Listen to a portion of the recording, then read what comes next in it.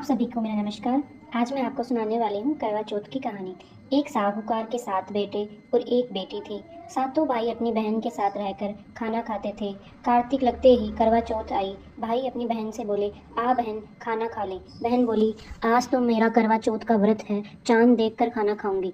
भाइयों ने सोचा आज तो हमारी बहन भूखी रह जाएगी, इसलिए एक भाई तो दिया लाया, एक भाई चलनी लेकर टीले पर चढ़ गया, चलनी में चांद दिखा दिया। भाई बोले, बहन चांद उग गया, अरख दे ले। बहन बोली, आओ भाभियों अरख दे लो। भाभिया बोली कि ननद जी अभी तो आपका ही चांद उगा है, हमारा तो रात को उगेगा। बहन अरख देकर भाइयों के साथ जीमने बैठी।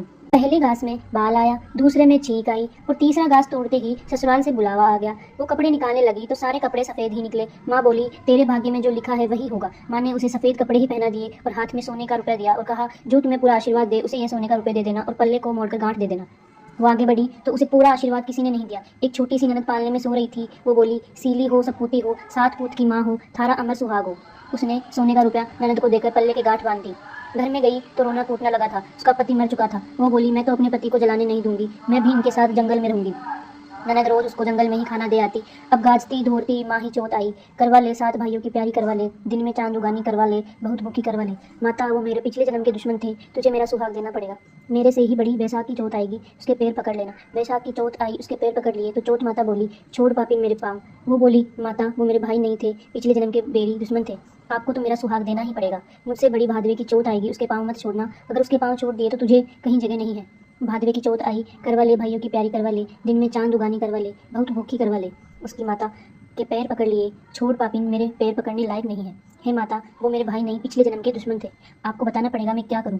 माता बोली, तुझे इतनी शिक्षा कौन दे गया। माता मुझे किसी ने कुछ नहीं बताया, आप ही बताओ मैं क्या करूं। तब माता बोली, मेरे से बड़ी करवा चौथ आएगी, उसके पाँव मत छोड़ना।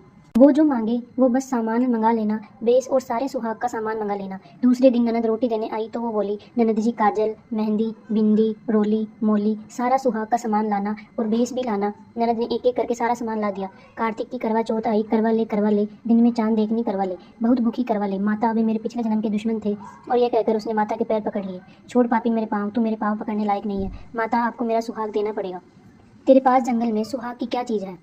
वो बोली, माता आप मांगो वो सभी है। माता बोली, रोली, मोली, सठेली, गठेली, पतासा, गेहूँ, करवा, जलेबी ला। उसने सभी चीज़ें निकाल कर दे दी। माता बोली, तुझे ये ज्ञान कहाँ से आया है।